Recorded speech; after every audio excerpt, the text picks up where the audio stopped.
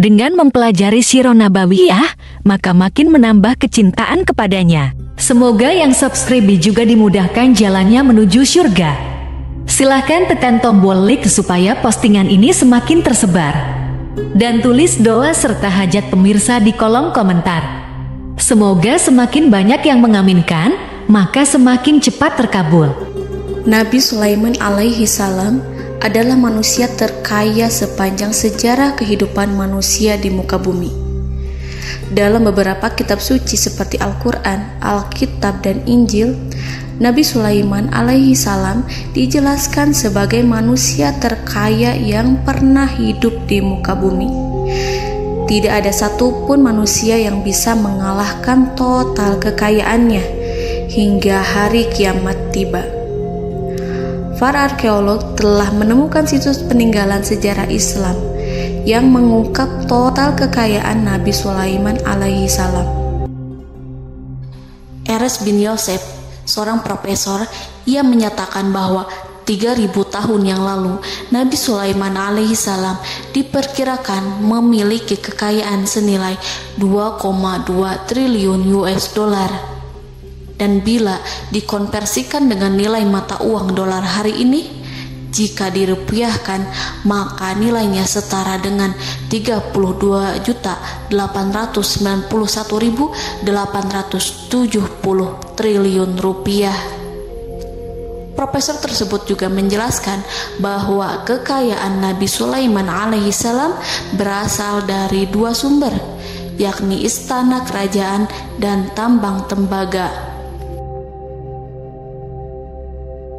Nilai itu berkali-kali lipat lebih banyak dari total kekayaan negara Indonesia yang hanya mencapai 11.454 triliun per 30 Desember 2021. Nabi Sulaiman alaihi salam memiliki beberapa mukjizat. Di antaranya adalah dapat berbicara dengan bahasa binatang. Beliau dapat memerintah mereka untuk melakukan sesuatu. Beliau juga dapat mengendalikan besar kecilnya tekanan angin dan dapat mengatur ke arah mana angin akan berhembus. Sehingga dengan itu Nabi Sulaiman dapat memanfaatkan angin sebagai kendaraannya dan juga kendaraan tentaranya. Nabi Sulaiman juga bisa melunakkan besi dan membentuknya menjadi pakaian perang yang anti tusukan senjata tajam. Nabi Sulaiman juga memimpin para jin. Mereka tunduk dan patuh pada perintah Nabi Sulaiman alaihi salam. Tidak hanya setan, iblis laknatullah yang merupakan makhluk pembangkang dapat dibuat tunduk bertekuk lutut pada perintah-perintah Nabi Sulaiman. Nabi Sulaiman bisa melakukan teleportasi, yaitu berpindah dari suatu tempat ke tempat yang lain dalam waktu singkat.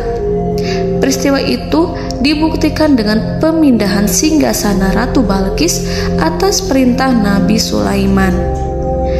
Nabi Sulaiman dikenal sebagai raja yang adil dan bijaksana. Nabi Sulaiman diberkahi kecerdasan yang luar biasa untuk menyatu padukan segenap kekuatan yang Allah berikan kepadanya.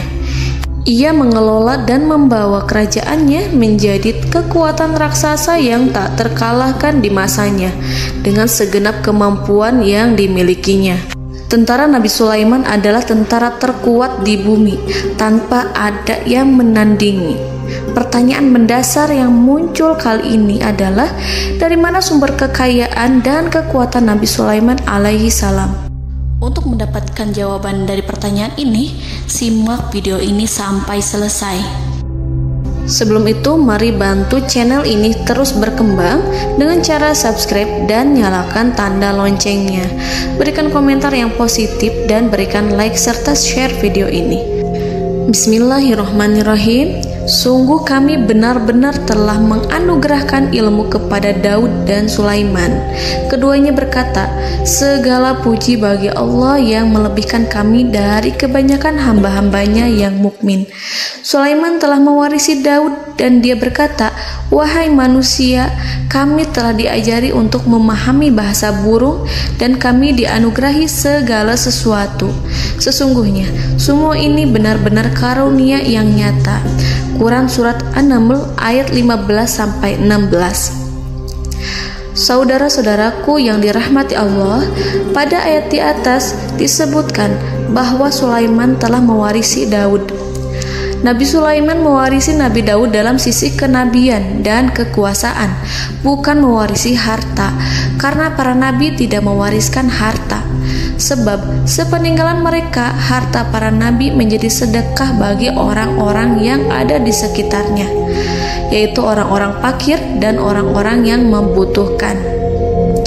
Dan harta para nabi tidak dikhususkan bagi kalangan keluarganya.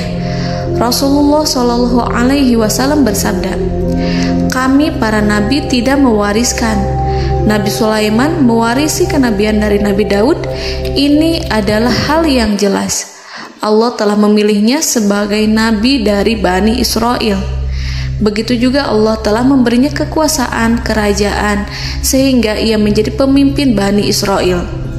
Barangkali sesuatu yang paling penting yang diwarisi oleh Nabi Sulaiman dari Nabi Daud adalah tradisi militer. Kemajuan militer yang dahsyat telah berpindah kepada Nabi Sulaiman. Nabi Daud sebenarnya adalah seorang pengembala kambing yang sangat miskin, tetapi seiring dengan perjalanan waktu, ia menjadi komandan pasukan tiada tanding. Nabi Daud alaihi salam mengetahui bahwa kekuatan hakiki yang mengatur alam semesta adalah kekuatan Allah. Ketika Nabi Daud mengulurkan tangannya dan memegang potongan batu, lalu beliau melemparkannya dengan ketepel ke arah Jalut, kepala Jalut retak dan ambruk menghantam tanah. Ini sebagai bentuk demonstrasi kekuatan darinya. Kehadiran Nabi Daud mengubah pasukan Bani Israel, di mana mereka sebelumnya lari jika berhadapan dengan musuh. Maka kini keberadaan mereka mulai diperhitungkan di masa hidupnya. Nabi Daud mengalami peperangan yang sangat banyak, tapi Al-Quran tidak menceritakan secara terperinci. Hal itu dikarenakan karena Al-Quran adalah kitab dakwah di jalan Allah, bukan kitab sejarah. Al-Quran hanya menceritakan di dalam Al-Quran surat Shad ayat 20, "Dan kami kuatkan kerajaannya, kerajaan Daud." Ayat tersebut berarti bahwa Nabi Daud belum terkalahkan dalam peperangan yang diikutinya. Di samping dukungan yang Allah berikan kepadanya, juga pasukan dan rakyatnya, di mana mereka adalah orang-orang yang bertauhid, menyerahkan diri kepada Allah. Allah Subhanahu wa Ta'ala mengajarkan kepada Nabi Daud hal-hal yang menjadikan pasukannya memiliki keistimewaan yang dengannya mereka dapat mengalahkan pasukan-pasukan lain, pasukan-pasukan besar yang ada di bumi pada saat itu. Allah Subhanahu wa Ta'ala berfirman dalam surat Saba ayat 10, "Dan kami telah melunakkan besi untuknya." Baju besi mungkin akan menjadi masalah dalam benak kita. Ketika orang-orang yang berperang, baju besi cukup mengganggu gerakan mereka. Kita bisa membayangkan ketika ada dua orang berperang, salah satu dapat bergerak bebas, sementara yang lainnya tidak leluasa bergerak karena tertahan dengan pakaiannya. Namun, dengan kekuasaan Allah, Nabi Daud dapat melunakkan besi dan membuat baju besi yang ringan, yang mudah untuk digunakan. Ini adalah kemajuan penting yang Allah berikan kepada Nabi Daud dan tentaranya. Kemajuan itu kemudian diajarkan, diwariskan dan dimiliki oleh Nabi Sulaiman alaihi salam. Nabi Sulaiman memiliki pasukan dahsyat yang melebihi pasukan manapun di bumi saat itu, atau bahkan mungkin saat ini. Bahkan Allah menambahkan karunia-Nya kepada Nabi Sulaiman yang disebutkan dalam Al-Quran surat An-Naml ayat 16. "Dan Sulaiman telah mewarisi Daud, dan dia berkata, 'Wahai manusia, kami telah diberi pengertian tentang suara burung, dan kami diberi segala sesuatu. Sesungguhnya ini benar-benar suatu karunia yang nyata.'" Saudara-saudaraku yang dirahmati Allah, pada suatu hari Nabi Sulaiman alaihi salam menengadahkan tangannya dan berdoa kepada Allah Subhanahu wa Ta'ala. Antara hati Nabi dan Allah tidak ada penghalang, tidak ada jarak, tidak ada sekatan waktu, tidak ada satupun dari para nabi yang berdoa kepada Allah kecuali doanya pasti dikabulkan. Doa Nabi Sulaiman alaihi salam direkam dalam Al-Quran surat Shad ayat 35. Nabi Sulaiman berkata, "Ya Tuhanku, ampunilah aku, anugerahkanlah kepadaku kerajaan yang tidak dimiliki oleh seorang pun sesudahku." Nabi Sulaiman menginginkan dari Allah sesuatu kerajaan yang belum pernah diperoleh oleh siapapun setelahnya. Allah Subhanahu wa Ta'ala mengabulkan doa Nabi Sulaiman dan memberinya kerajaan tersebut. Nabi Sulaiman mewarisi kekuasaan, kenabian, hikmah ilmu dari Nabi Daud alaihi salam. Orang-orang menyebut Nabi Sulaiman Al-Hakim, Sulaiman yang bijaksana. Kebijaksanaan Nabi Sulaiman tidak terbatas pada keadilannya di tengah-tengah manusia dan juga kasih sayangnya kepada mereka. Namun, kebijaksanaan Nabi Sulaiman juga berlaku di kalangan burung dan binatang lainnya. Nabi Daud juga mengenal bahasa burung, tetapi Nabi Sulaiman dapat berbicara dengan bahasa burung. Bahkan, ia dapat menggantikannya sebagai pembantunya. Ketika Nabi Daud bertasbih di gunung, burung-burung serta binatang buas ikut bertasbih bersamanya. Bahkan angin pun berhenti untuk mendengarkan tasbih itu. Sedangkan Nabi Sulaiman alaihi salam, Allah Subhanahu wa Ta'ala memberinya karunia lebih dari itu, di mana binatang-binatang buas tunduk padanya, begitu juga angin dan burung. Saudara-saudaraku yang dirahmati Allah, Nabi Sulaiman alaihi salam mampu mendengarkan bisikan semut yang berbicara kepada sesama mereka. Bahkan, ia mampu memerintahkan semut tersebut sehingga semut itu menjadi taat pada perintahnya. Pasukan Nabi Sulaiman memiliki kekuatan yang sangat dahsyat. Belum pernah ada di dunia ini satu pasukan pun yang memiliki kekuatan seperti itu. Kekuatan Nabi Sulaiman berasal dari beberapa kombinasi yang sangat mengagumkan, sehingga karenanya ia tidak dapat tertandingi. Kekuatan itu terdiri dari manusia, binatang-binatang, jin, dan lain sebagainya. Kita mengetahui bahwa jin adalah makhluk Allah dan manusia tidak mampu melihatnya atau menghadirkannya atau meminta pertolongan kepadanya.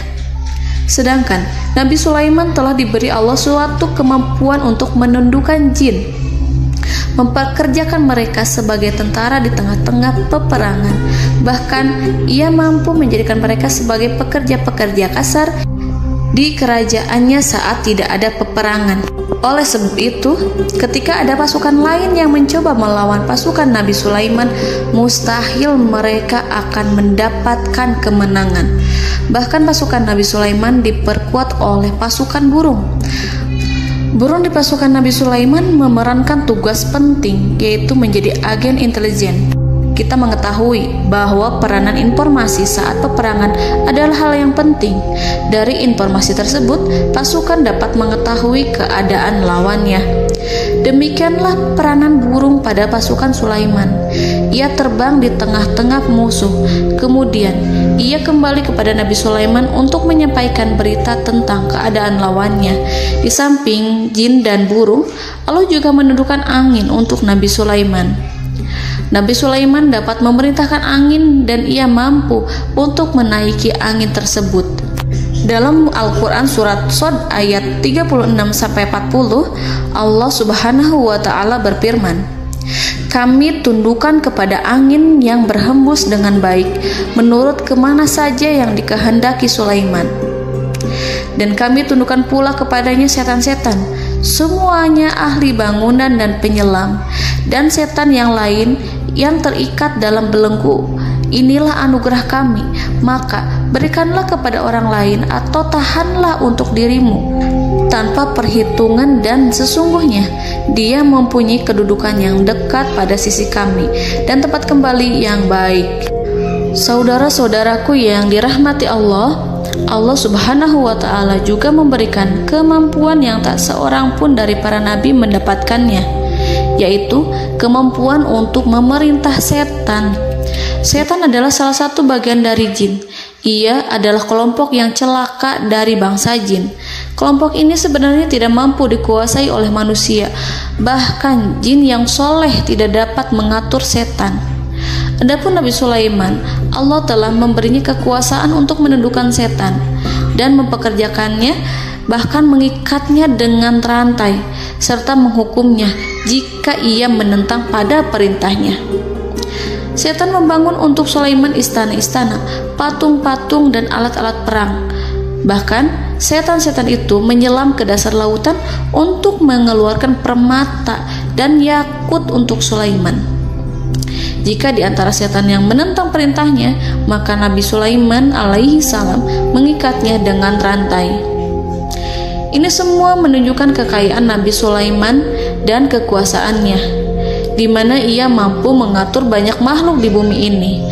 Tentu saja, kemampuan itu semua adalah atas izin dari Allah Subhanahu wa Ta'ala sebagai mukjizat darinya.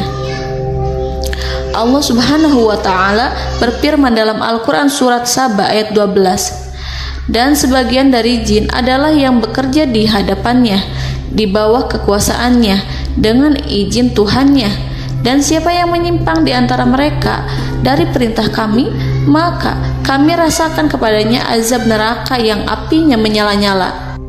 Para jin itu membuat untuk Sulaiman apa yang dikehendakinya, dari gedung-gedung yang tinggi, patung-patung, dan piring-piring yang besarnya seperti kolam, atau periuk yang tetap berada di atas tungku. Saudara-saudaraku yang dirahmati Allah, Nabi Sulaiman yang bijaksana adalah penguasa yang tak tertandingi di muka bumi. Meskipun memperoleh nikmat-nikmat khusus yang agung itu yang Allah berikan kepada Sulaiman, beliau tetap menunjukkan dirinya sebagai manusia yang paling banyak berzikir kepada Allah dan manusia yang paling banyak bersyukur di zamannya. Saudara-saudaraku yang dirahmati Allah, sebagaimana Allah Subhanahu wa Ta'ala memberikan nikmat kepada ayahnya Nabi Daud alaihi salam, di mana ia mampu melunakkan besi, dan Allah mengajarinya bagaimana cara mencairkan besi, maka Nabi Sulaiman alaihi salam dapat memanfaatkan tembaga yang cair untuk peperangan. Dan juga di saat perdamaian, pada saat peperangan, beliau mencampur tembaga dengan besi dan menjadikannya perunggu. Mereka menggunakan senjata-senjata perunggu dalam peperangan seperti pedang, baju besi, dan juga pisau. Senjata-senjata ini adalah senjata yang paling kuat pada saat itu. Sedangkan di saat damai, tembaga digunakan untuk membuat bangunan, perhiasan, dan sebagainya. Meskipun Nabi Sulaiman mendapatkan nikmat yang besar dan karunia yang khusus, Allah Subhanahu wa Ta'ala mengujinya dengan suatu ujian yang dahsyat. Ujian yang akan selalu datang kepada seorang hamba yang soleh. Ketika hamba itu mendapatkan kedudukan besar, maka ujiannya pun menjadi besar. Allah Subhanahu wa Ta'ala menguji Nabi Sulaiman dengan penyakit. Diceritakan oleh Fahru Roji, Nabi Sulaiman diuji dengan suatu penyakit yang keras, di mana kedokteran saat itu tidak dapat dan tidak mampu mengatasinya. Sakitnya Nabi Sulaiman sangat keras sehingga para dokter dari kalangan manusia ataupun jin tidak mampu menghilangkan penyakit itu. Lalu burung-burung menghadirkan rumput-rumput yang dianggapnya sebagai obat, tetapi Nabi Sulaiman tak kunjung sembuh. Semakin hari penyakit Nabi Sulaiman semakin menjadi-jadi, sehingga ketika Nabi Sulaiman duduk di atas kursi, ia duduk bagaikan tubuh tanpa roh. Seakan-akan ia mati karena saking keras penyakit yang dideritanya. Sakit yang diderita oleh Nabi Sulaiman alaihi salam berlangsung sangat lama. Namun Nabi Sulaiman tidak henti-hentinya berzikir kepada Allah dan meminta kesembuhan kepadanya, serta selalu beristighfar dan mengungkapkan rasa cinta kepadanya. Selesailah ujian Allah terhadap hambanya Nabi Sulaiman. Beliau pun sembuh. Nabi Sulaiman merasakan kembali kesehatannya setelah ia mengetahui segala kejayaan dan segala kekuasaan serta segala kebesarannya tidak lagi mampu menghilangkan penyakit yang dideritanya kecuali jika Allah menghendaki. Saudara-saudaraku yang dirahmati Allah, Nabi Sulaiman telah membangun tempat ibadah, tempat sujud, sehingga manusia menyembah Allah di dalamnya. Orang-orang yang membangunnya berjumlah puluhan ribu orang. Tentu setiap kelompok dari mereka memiliki pekerjaan masing-masing. Di antara mereka ada yang mencairkan tembaga, di antara mereka ada yang tukang pahat, ada yang tukang ukir, ada yang membelah batu, ada yang memotong kayu, ada yang mendatangkan rumput-rumput dari Libanon, ada yang mendatangkan emas dan menjadikannya lempengan-lempengan yang mengkilat untuk menutupi kayu, serta untuk melapisi dinding-dinding. Bahkan golongan jin pun membantu membangun tempat tersebut, tentu dengan perintah dan bimbingan Nabi Sulaiman. Mereka membuat patung-patung yang besar, membuat bejana yang besar untuk tempat makan para tentara dan pekerja, yaitu bejana seperti gunung. Karena saking berat dan besarnya, mereka juga membuat tempat-tempat minum yang besarnya seperti kolam. Nabi Sulaiman mengawasi para pekerjanya dan juga mengurusi masyarakatnya, di mana beliau mengenali problem mereka dan berusaha memecahkannya. Beliau juga mengawasi pasukan dari kalangan binatang dan burung. Beliau mengetahui apabila ada satu di antara mereka yang tidak datang, kemana ia pergi, serta mengapa ia pergi. Nabi Sulaiman menguasai pengetahuan itu semua. Nabi Sulaiman bukan hanya mengetahui problem tentara-tentaranya dari kalangan manusia ataupun tentaranya dari kalangan burung, namun ia juga menunjukkan kasih sayang terhadap semut, di mana beliau mendengar bisikannya dan tidak suka untuk menginjaknya. Nabi Sulaiman selalu menundukkan kepalanya ke bumi sebagai bentuk rasa rendah diri dan syukur kepada Allah. Pada suatu hari, Nabi Sulaiman alaihi salam berjalan di depan tentaranya dan tiba-tiba ia mendengar suara semut yang berkata kepada temannya dari kalangan semut. Hal itu terekam dalam Al-Quran surat An-Naml ayat 18-19. Wahai semut-semut, masuklah ke dalam sarang-sarangmu agar kamu tidak terinjak oleh Sulaiman dan tentaranya, sedangkan mereka tidak menyadarinya. Nabi Sulaiman alaihi salam tersenyum mendengar itu dan ia berdoa, "Ya Allah, ya Tuhanku, berilah aku ilham untuk tetap mensyukuri nikmat-Mu yang telah Engkau anugerahkan kepadaku dan kepada kedua orang ibu bapakku, dan untuk mengerjakan amal soleh yang Kau ridhoi, dan masukkanlah aku ke dalam rahmat-Mu, ke dalam golongan hamba-hamba-Mu yang soleh." Saudara-saudaraku yang dirahmati Allah, meskipun Nabi Sulaiman mendapatkan kekuasaan dan memiliki tentara yang besar, namun beliau menunjukkan kasih sayang terhadap bangsa semut. Beliau mendengarkan bisikannya dan melihat semut yang ada di depannya. Oleh karena itu, tak mungkin baginya untuk menginjak golongan semut itu. Nabi Sulaiman bersyukur kepada Allah telah memberinya nikmat, yaitu nikmat rahmat dan kasih sayang. Di samping itu, Nabi Sulaiman alaihi salam adalah orang paling kaya di dunia. Istananya terbuat dari kayu gaharu yang memiliki wangi harum. Istananya terbuat dari emas yang terkadang dari kristal. Beliau juga memiliki kursi besar yang terbuat dari emas dan permata. Istana Nabi Sulaiman merupakan istana yang paling besar di dunia. Nabi Sulaiman menggunakan pakaian dari emas dan permata. Meskipun demikian, Nabi Sulaiman tetap menunjukkan sebagai hamba yang berserah diri dan rendah diri di hadapan Allah Subhanahu wa Ta'ala. Nabi Sulaiman yang merendahkan diri di hadapan Allah, ia selalu sujud kepada Allah sebagaimana ayahnya yang selalu bertasbih pada Allah. Nabi Sulaiman selalu melantunkan lagu-lagu cinta ilahi dan hanya memuji Allah Subhanahu wa Ta'ala. Pada suatu hari, Nabi Sulaiman alaihi salam mengeluarkan perintah kepada pasukannya untuk bersiap-siap. Kemudian, Nabi Sulaiman keluar dan memeriksa pasukannya satu demi satu. Kelompok yang pertama adalah kelompok manusia. Nabi Sulaiman memperhatikan kesiapan mereka. Lalu Nabi Sulaiman mengeluarkan perintah-perintah kepada mereka. Kemudian Nabi Sulaiman memeriksa kelompok jin dan menyampaikan perintahnya kepada mereka. Beliau memenjarakan jin yang tampak bermalas-malasan saat bekerja. Lalu beliau memeriksa binatang dan berkata kepada mereka, apakah mereka sudah makan dengan baik? Apakah mereka tidur dengan nyenyak? Apakah ada yang mengadu pada mereka, misalkan karena penyediaan makanan yang tidak layak? Apakah ada di sana yang sakit dan lain sebagainya? Ketika Nabi Sulaiman merasa puas dengan semuanya, Nabi Sulaiman memasuki tenda tempat berkumpulnya para burung. Nabi Sulaiman alaihissalam kemudian memasuki tenda tersebut, mengamati keadaan di sekitarnya, sehingga beliau mengetahui bahwa ada satu burung yang tidak hadir, yaitu burung hudhud. Mengapa aku tidak melihat burung hudhud? Burung-burung yang lain tampak terdiam sebagai penghormatan, dan mereka mendengarkan apa yang akan dikatakan pemimpin mereka. Nabi Sulaiman mengarahkan pandangannya pada semua burung dan tidak menemukan burung hudhud di antara mereka. Tak seekor burung pun yang mengetahui keberadaannya. Burung hudhud absen pada apel wajib kali ini. Nabi Sulaiman mulai menampakkan kemarahannya. Tiba-tiba, seekor burung kecil memberanikan diri untuk berkata kepada Nabi Sulaiman, "Wahai Nabi yang mulia, seharusnya hudhud ada bersamaku kemarin untuk melaksanakan tugas penyelidikan.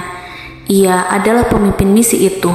Namun, burung hudhud belum datang. Oleh karena itu, aku tidak pergi bersamanya."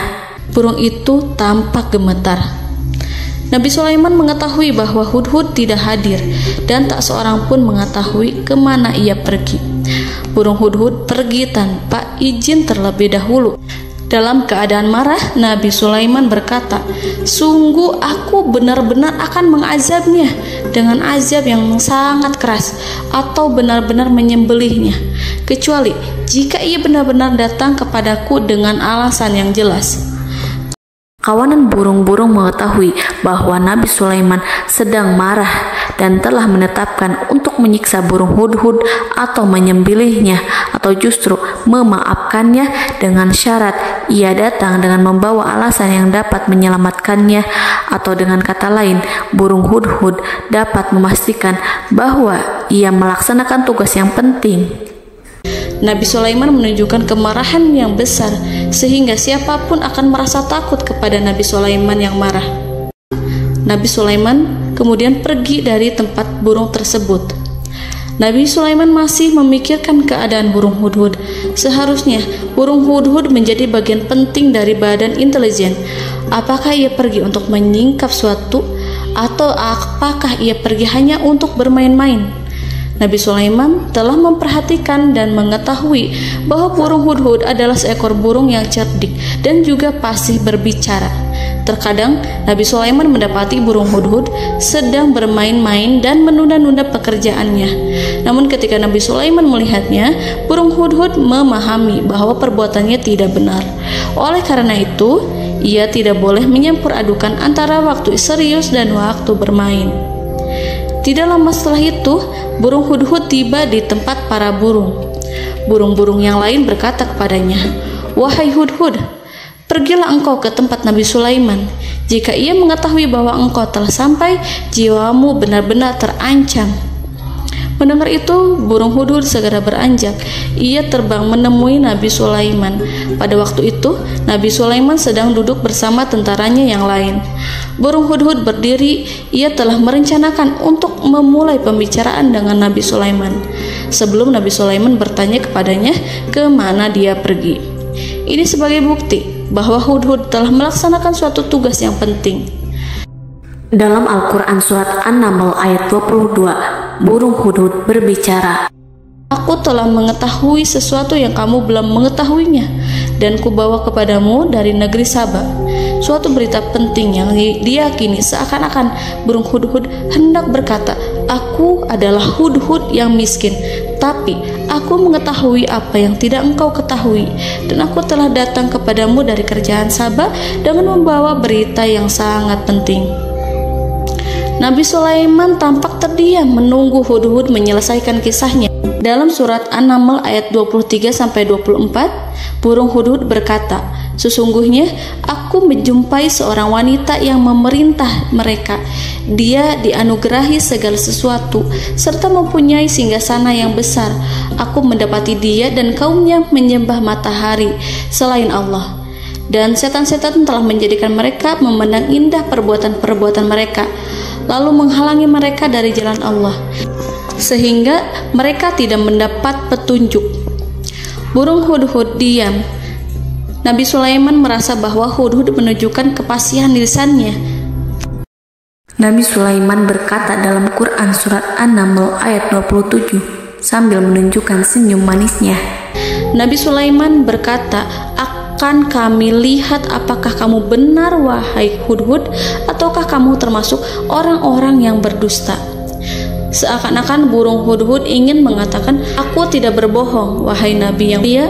Namun diamnya Sulaiman membuat takut sehingga burung hudhud terdiam. Nabi Sulaiman terdiam karena berpikir, lalu ia memutuskan sesuatu setelah itu. Beliau melihat kepada lainnya dan meminta secari kertas dan pena. Nabi Sulaiman menulis surat dan menyerahkan kepada hudhud serta memerintahkan kepadanya seperti yang dikatakan dalam Quran surat An-Naml ayat 28.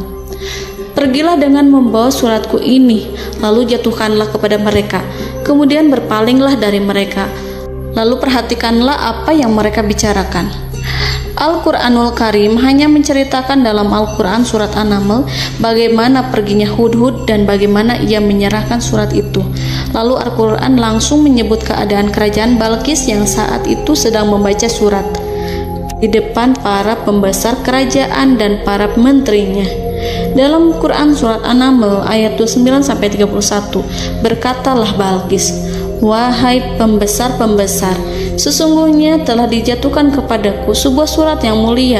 Sesungguhnya surat ini dari Sulaiman, dan sesungguhnya isinya dengan menyebut nama Allah yang Maha Pengasih lagi Maha Penyayang, bahwa janganlah kalian berlaku sombong terhadapku dan datanglah kepadaku sebagai orang-orang yang berserah diri." Saudara-saudaraku yang dirahmati Allah, dalam surat tersebut Nabi Sulaiman menyebutkan supaya mereka menyerahkan diri dan tunduk kepada perintah Nabi Sulaiman.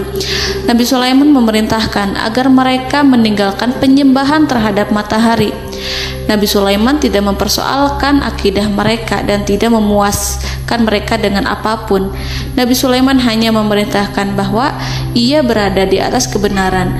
Bukankah ia didukung kekuatan yang berlandaskan keyakinan yang dimilikinya? Nabi Sulaiman hanya memerintahkan mereka agar tunduk dan patuh kepadanya. Ratu Sabak menyampaikan surat tersebut di tengah-tengah kaumnya.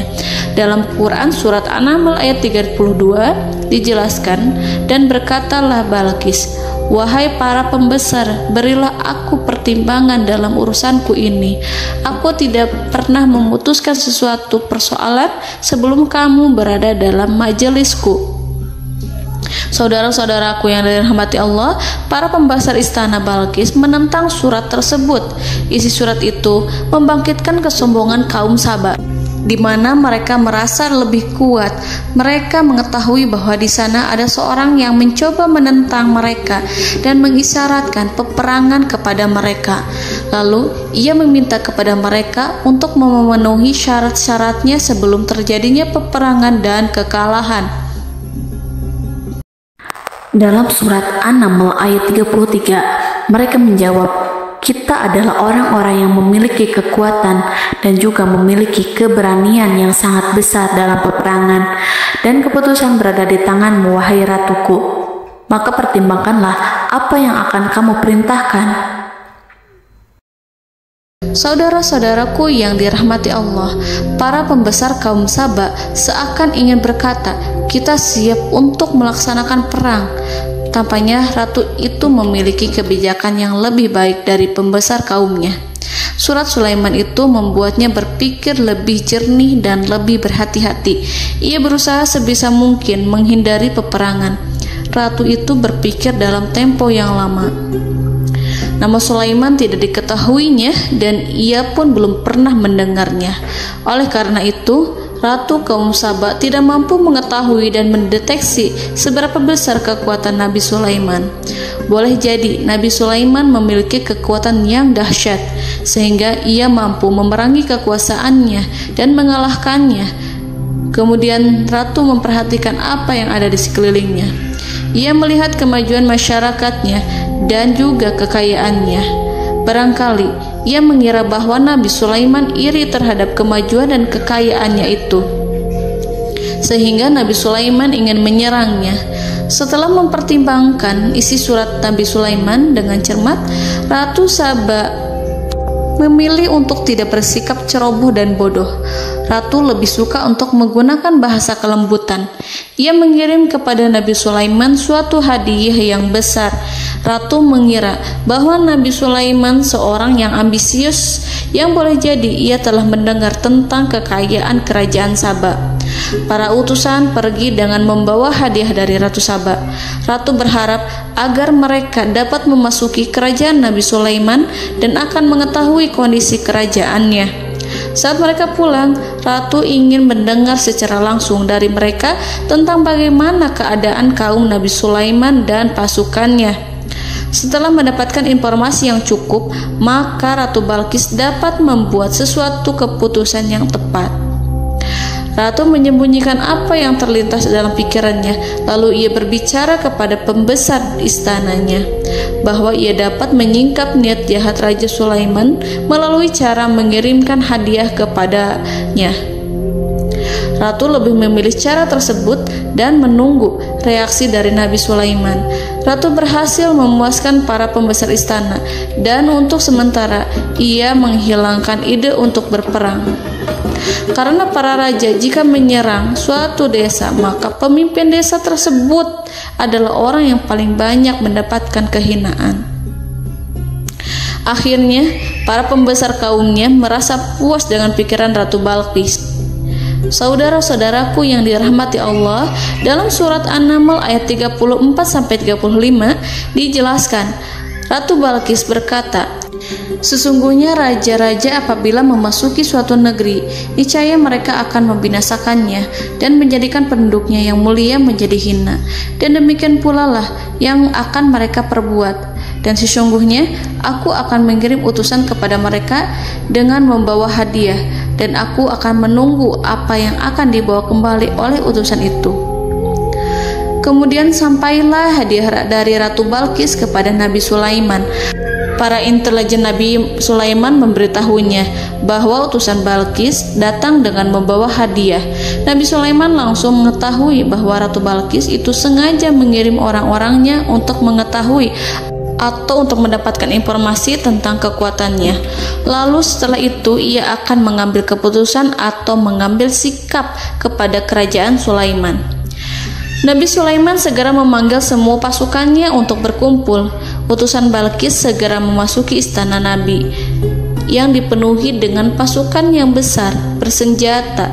Melihat itu, utusan Ratu Balqis tercengang dan terkejut ketika mereka melihat kekayaan yang mereka bawa tidak ada apa-apanya dibandingkan dengan kerajaan Nabi Sulaiman.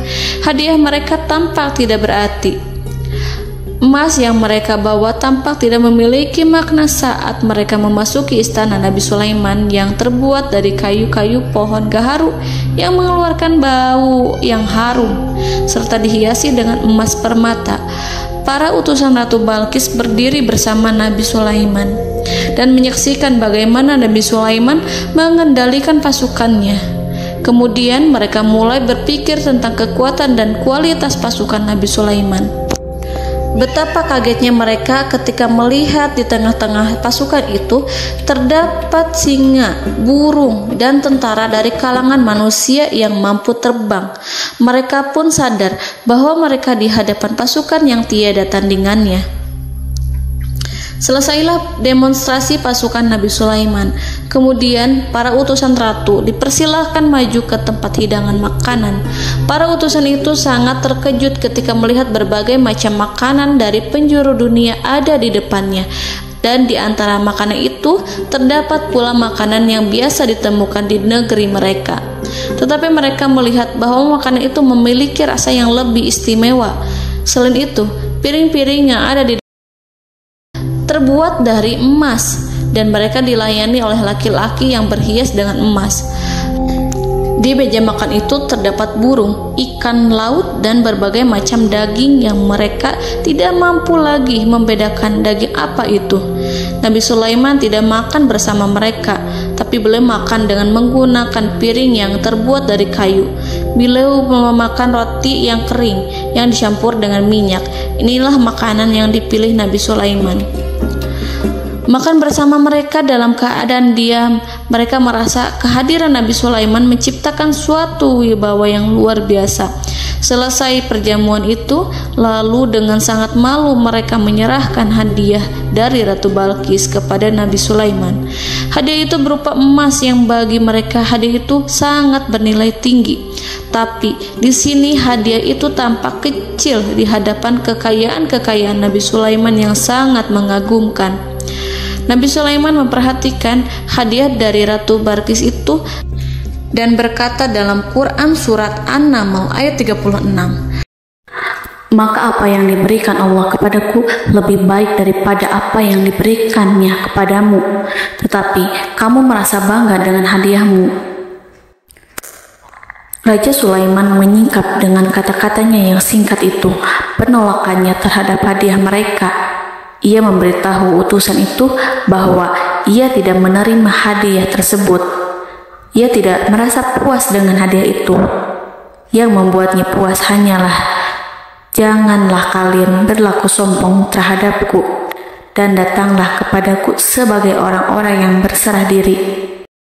Lalu Nabi Sulaiman berkata kepada mereka dengan pelan. Hal itu diabadikan dalam Quran surat An-Naml ayat 37. "Kembalilah kepada mereka. Kami akan mendatangi mereka dengan bala tentara yang mereka tidak kuasa melawannya, dan pasti kami akan mengusir mereka dari negeri itu, yaitu negeri Saba, dengan terhina, dan mereka akan menjadi tawanan-tawanan yang hina."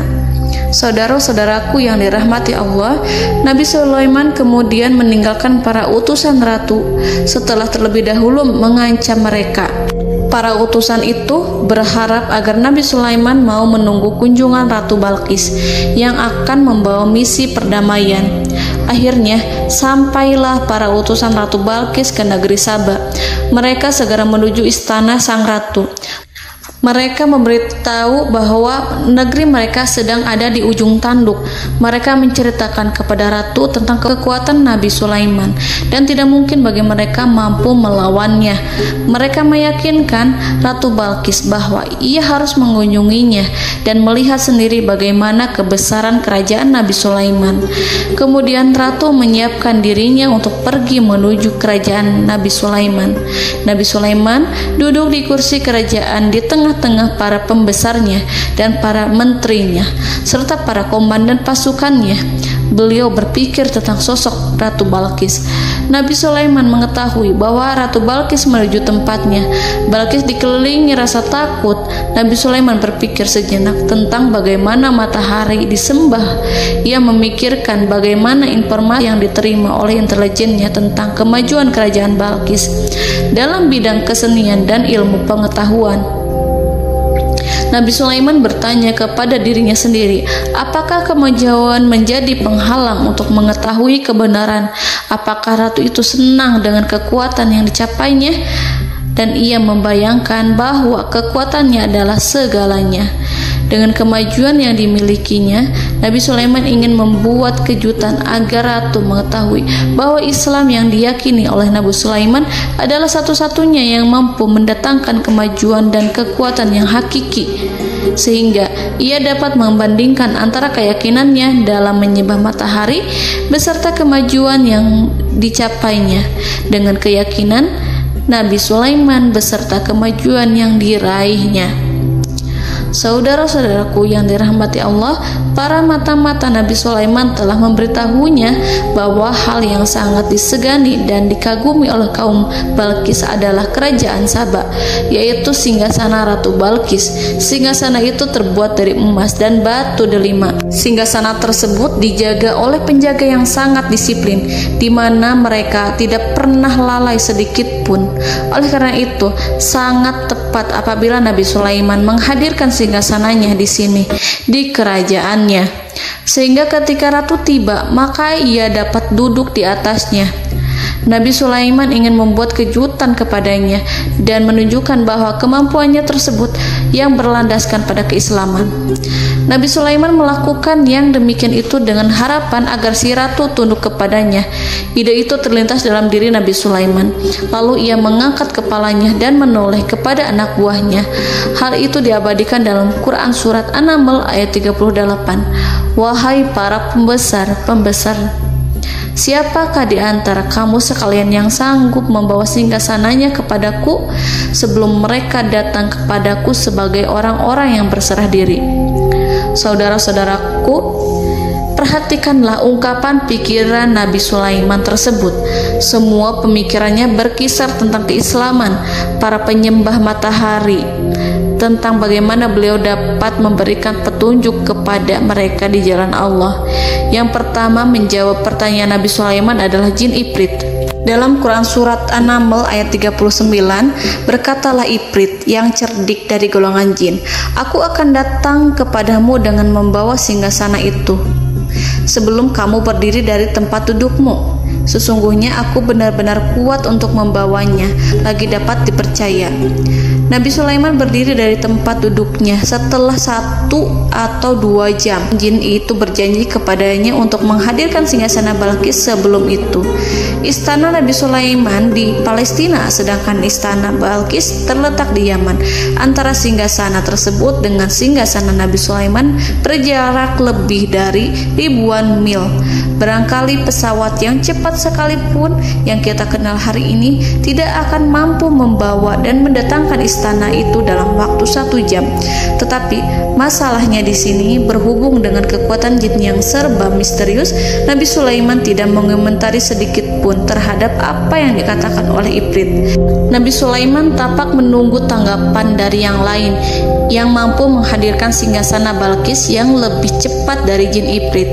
Nabi Sulaiman menoleh kepada seorang di sana yang duduk di atas naungan. Hal itu diceritakan dalam Quran surat An-Naml ayat 40. Berkatalah seorang yang mempunyai ilmu dari Alkitab, aku akan membawa singgasana itu kepadamu sebelum matamu berkedip.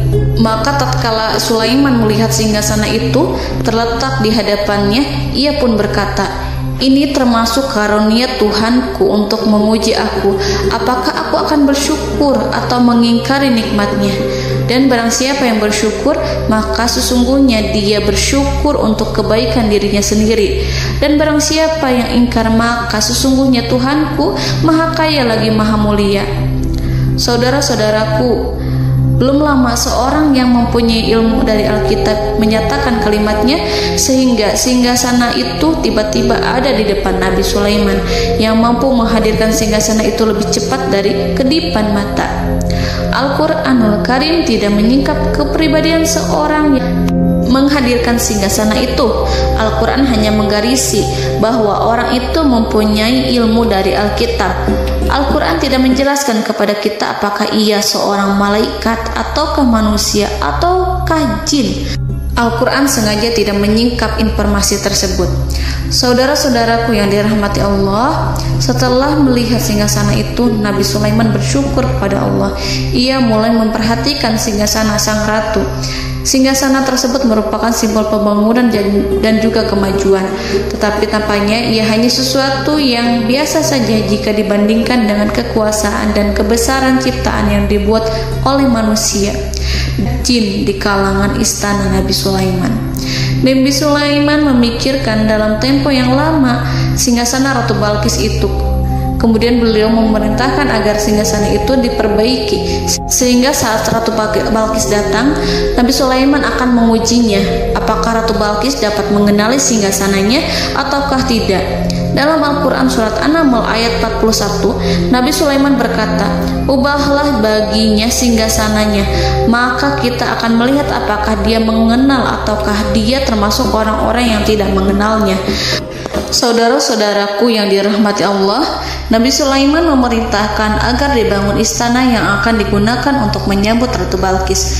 Nabi Sulaiman memilih tempat di laut dan ia memerintahkan agar dibangun suatu istana di mana sebagian besar terdiri dari air laut. Nabi Sulaiman memerintahkan agar lantainya itu terbuat dari kaca yang tebal dan kuat, sehingga orang-orang yang berjalan di atas istana itu akan dapat melihat di bawahnya ada ikan-ikan yang berwarna-warni yang berenang-renang ke sana kemari, dan mereka akan melihat rumput-rumput laut yang bergerak-gerak. Akhirnya, selesailah pembangunan istana itu. Saking bersihnya kaca lantainya sehingga tampak di sana tidak ada kaca. Burung hudhud memberitahu Nabi Sulaiman bahwa Ratu Balqis telah sampai di dekat kerajaannya. Kemudian Ratu Balqis datang. Al-Quran tidak menyebutkan keadaan Nabi Sulaiman saat menyambut Balqis, namun Al-Quran menunjukkan dua sikap Ratu Balqis ketika pertama kali datang. Yang pertama, bagaimana sikap Ratu Balqis ketika pertama kali melihat singgasananya yang datang mendahuluinya, padahal ia telah meninggalkan pengawalnya untuk setia menjaga singgasana itu. Keadaan kedua adalah keadaan ketika di depan istana yang dibangun untuk menyambut Ratu Balqis. Istana itu penuh dengan permata dan banyak ikan berenang di bawahnya. Dalam Quran surat An-Naml ayat 42 dijelaskan, dan ketika Balqis datang, ditanyakanlah kepadanya, "Serupa inikah singgasanamu?" Balqis menjawab, "Seakan-akan singgasana ini adalah singgasanaku. Kami telah diberi pengetahuan sebelumnya dan kami adalah orang-orang yang berserah diri." Saudara-saudaraku, pada dialek di atas, Balqis melihat singgasananya dan ia tercengang saat mengetahui bahwa itu adalah singgasana miliknya. Namun kemudian ia mulai ragu karena melihat tidak sepenuhnya itu singgasana miliknya. Jika itu benar-benar miliknya, lalu bagaimana ia datang mendahuluinya? Dan bila bukan singgasananya, maka bagaimana Sulaiman dapat meniru sepersis dan seteliti itu? Padahal Sulaiman tidak pernah sekalipun ke kerajaannya. Nabi Sulaiman berkata saat melihat Balqis mengamati singgasananya, "Apakah ini singgasanamu?" Balqis terlihat sangat kebingungan, namun setelah itu ia menjawab, "Sepertinya benar." Nabi Sulaiman berkata, "Kami telah diberi ilmu sebelumnya dan kami sebagai orang-orang muslim." Saudaraku yang dirahmati Allah, melalui pertanyaan Nabi Sulaiman ingin mengisyaratkan kepada Balqis agar ia membandingkan antara keyakinannya beserta ilmu yang dicapainya dengan keyakinan Nabi Sulaiman yang muslim beserta pengetahuan yang telah diraihnya. Penyembahan terhadap matahari dan pencapaian ilmu yang dicapai oleh Ratu Balqis tanpa tidak ada apa-apanya dibandingkan dengan ilmu Nabi Sulaiman dan keislamannya. Nabi Sulaiman telah mendahuluinya dalam bidang ilmu karena keislamannya. Karena itu, sangat mudah baginya untuk mengungguli Balqis dalam ilmu-ilmu yang lainnya. Demikianlah yang disyaratkan dalam pertanyaan Nabi Sulaiman kepada Ratu Balqis. Ratu Saba itu mengetahui bahwa ini adalah singgasananya, di mana singgasana itu datang lebih dahulu daripada dirinya. Beberapa bagian darinya telah diubah saat Balqis masih di perjalanan menuju ke tempat Nabi Sulaiman. Ia berpikir kemampuan apa yang dimiliki Nabi Sulaiman. Ratu Balqis tercengang melihat apa yang disaksikannya, yang berupa buah dari keimanan Nabi Sulaiman dan hubungannya dengan Allah Subhanahu wa Ta'ala. Sebagaimana Balqis juga tercengang ketika melihat kemajuan di bidang ilmu pembangunan, seni, dan ilmu-ilmu yang lainnya. Maka ia tidak lebih kagum lagi saat melihat hubungan yang kuat antara keislaman Nabi Sulaiman dengan ilmunya, serta kemajuan yang diraihnya. Dalam Al-Quran surat An-Naml ayat 43 dijelaskan Dan apa yang disembahnya selama ini selain Allah mencegahnya untuk melahirkan keislamannya, karena sesungguhnya ia terdahulu termasuk orang-orang yang kafir. Saudara-saudaraku yang dirahmati Allah, bergoncanglah dalam benak Balqis ribuan hal ketika melihat keyakinan kaumnya runtuh di hadapan Nabi Sulaiman. Ia menyadari matahari yang disembahnya hanya merupakan ciptaan Allah, dan Allah lah yang menggerakkannya untuk hamba-hambanya. Lalu terbitlah matahari kebenaran dalam dirinya. Hatinya diterangi oleh cahaya baru yang tidak akan tenggelam seperti tenggelamnya matahari.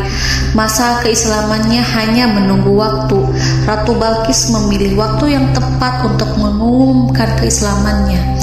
Allah Subhanahu wa Ta'ala berfirman dalam Quran Surat An-Naml ayat 44. Dikatakan kepadanya, masuklah ke dalam istana. Maka tatkala ia melihat lantai istana itu, dikiranya kolam air yang besar dan disingkapnya dua betisnya. Berkatalah Sulaiman, sesungguhnya ia adalah istana licin yang terbuat dari kaca. Berkatalah Balqis, wahai Tuhanku, sesungguhnya aku telah berbuat zalim terhadap diriku, dan aku berserah diri bersama Sulaiman kepada Allah Tuhan semesta alam. Saudara-saudaraku yang dirahmati Allah, dikatakan kepada Balqis, masuklah ke dalam istana. Ketika ia masuk, maka ia tidak menyaksikan adanya kaca, tetapi ia melihat air, sehingga ia mengira akan bersinggungan dengan air. Lalu ia menyingkapkan sedikit bajunya agar bajunya itu tidak basah.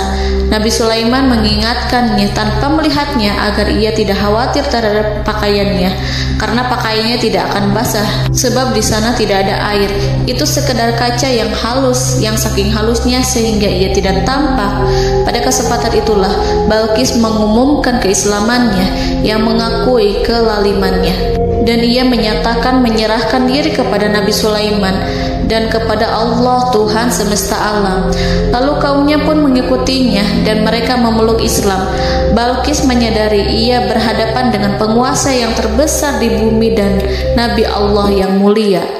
Untuk pertama kalinya, wajah Sulaiman tampak dihiasi dengan senyuman yang menunjukkan kepuasannya sejak Balqis mengunjunginya. Demikianlah Nabi Sulaiman mewujudkan kejayaannya yang hakiki dan menyebarkan cahaya Islam di muka bumi. Saudara-saudaraku, Al-Quran tidak menyebutkan kisah Balqis setelah keislamannya. Para ahli tafsir mengatakan bahwa ia menikah dengan Nabi Sulaiman. Selain itu, ada yang mengatakan bahwa ia menikah dengan salah satu orang dekat Nabi Sulaiman. Ada juga yang mengatakan bahwa sebagian Raja Habasyah adalah keturunan dari buah perkawinan ini. Wallahu a'lam bishawab. Saudara-saudaraku yang dirahmati Allah, Nabi Sulaiman hidup di tengah-tengah kejayaan dan kemuliaan di bumi. Kemudian Allah menetapkan kematian untuknya, sebagaimana kehidupan Sulaiman berada di puncak kemuliaan dan kejayaan yang penuh dengan keajaiban yang luar biasa. Maka kematiannya pun merupakan tanda-tanda kebesaran Allah yang penuh dengan keajaiban. Demikianlah bahwa kematiannya sesuai dengan kehidupannya, sesuai dengan kejayaannya. Allah berfirman tentang kematian Sulaiman di dalam Al-Quran Surat Saba ayat 14. Maka tatkala kami telah menetapkan kematian Nabi Sulaiman, tidak ada yang menunjukkan kepada mereka kematiannya itu kecuali rayap yang memakan tongkatnya. Maka tatkala ia telah tersungkur, tahulah jin bahwa kalau sekiranya mereka mengetahui yang gaib, tentulah mereka tidak akan tetap dalam siksa yang menghinakan. Saudara-saudaraku, kemampuan Nabi Sulaiman untuk menundukkan jin dan mempekerjakan mereka serta hubungan mereka dengan semua itu menimbulkan fitnah di tengah-tengah manusia dalam hal tertentu. Kematian Nabi Sulaiman merupakan batasan jawaban terhadap fitnah ini. Kami tidak mengetahui siapa yang mengklaim bahwa jin mengetahui hal yang gaib. Apakah itu setan yang terkutuk, atau jin yang bodoh, atau manusia yang tertipu? Kami tidak mengetahui siapa yang bertanggung jawab terhadap tersebarnya isu yang keliru ini. Yang kita ketahui adalah bahwa hal tersebut adalah mempengaruhi sebagian manusia dan jin. Barangkali manusia berkata kepada diri mereka, selama jin melakukan perbuatan yang luar biasa ini, maka apa gerangan yang menjadikan mereka tidak mengetahui hal yang gaib itu? Manusia itu lupa bahwa kunci kegaiban berada di tangan Allah. Masalah ilmu gaib tidak akan mampu dikuasai oleh jin dan manusia. Hanya Dia yang mengetahuinya, dan manusia diberitahu hanya sedikit sekali. Saudara-saudaraku yang dirahmati Allah, seakan-akan Allah telah merencanakan bahwa kematian Sulaiman bertujuan untuk menghancurkan pemikiran itu, yaitu pemikiran bahwa jin mengetahui hal-hal yang gaib. Jin bekerja untuk Nabi Sulaiman selama beliau hidup, dan tatkala beliau meninggal, maka tugas mereka menjadi bebas. Nabi Sulaiman meninggal tanpa diketahui oleh jin, sehingga mereka tetap bekerja untuk mereka, tetap mengabdi kepada Sulaiman. Seandainya mereka mengetahui hal yang gaib, niscaya mereka tidak akan meneruskan pekerjaan mereka. Saudara-saudaraku, pada suatu hari Nabi Sulaiman memasuki mihrabnya untuk itikaf ibadah dan beribadah kepada Allah. Tak seorang pun yang berani mengganggu khalwatnya. Mihrab Sulaiman terletak di puncak gunung dan dindingnya terbuat dari permata. Pada suatu hari, Nabi Sulaiman duduk bersandar pada tongkatnya dan ia tampak tenggelam dalam tafakur. Beliau berzikir pada Allah hingga rasa kantuk menguasainya. Lalu setelah itu malaikat maut menemuinya. Nabi Sulaiman pun meninggal. Beliau bersandar kepada tongkatnya. Jin melihatnya dan mengira bahwa beliau sedang sholat, sehingga mereka pun terus melanjutkan pekerjaannya. Berlalulah hari demi hari yang panjang. Datanglah rayap, yaitu semut kecil yang memakan kayu. Hewan itu mulai memakan tongkat Nabi Sulaiman. Rayap itu tampak lapar. Sebagian dari tongkat Nabi Sulaiman dimakan beberapa hari oleh rayap itu. Ketika yang dimakannya semakin bertambah, maka tongkat itu pun menjadi rusak dan kemudian jatuh dari tangan Nabi Sulaiman alaihi salam. Tubuh mulia itu kehilangan keseimbangan dan kemudian jatuh terhempas di bumi. Tatkala tubuh suci itu tersungkur, maka manusia segera menuju ke arahnya. Mereka menyadari dan mengetahui bahwa Nabi Sulaiman telah meninggal dalam waktu yang lama. Jin menyadari bahwa mereka tidak mengetahui hal yang gaib, dan manusia pun mengetahui hakikat ini. Seandainya jin mengetahui hal yang gaib, niscaya ia tidak akan meneruskan siksa yang hina. Mereka tidak akan bekerja kepada Sulaiman. Demikianlah Nabi Sulaiman alaihi salam meninggal dalam keadaan duduk dan sholat di mihrabnya. Lalu berita itu tersebar bagaikan api di bumi. Manusia, burung, dan binatang buas mengantarkan jenazah Nabi Sulaiman. Sekawanan burung tampak sedih dan menangis. Semua makhluk bersedih. Akhirnya tak seorang pun mengetahui bahasa burung di bumi. Meninggallah seorang yang memahami pembicaraan burung, binatang-binatang, jin, dan lain sebagainya. Burung-burung itu berkata, betapa beratnya kehidupan di tengah orang-orang yang tidak mengetahui pembicaraan kita. Allahu a'lam.